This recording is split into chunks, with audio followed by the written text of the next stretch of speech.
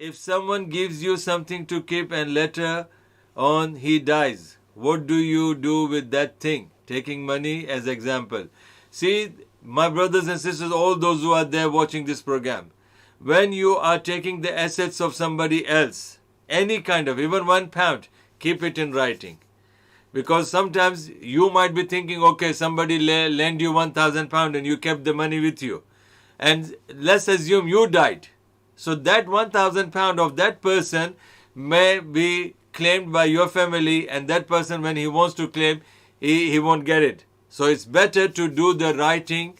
Otherwise, you will be seriously be questioned about this amount. So when you have somebody give you something and you didn't have in writing and that person died, then give to his wife, give to his children, give to his people who are his heirs, person, because that is his money, and that money has to be shared by the heirs after the death of the person. Alhamdulillah.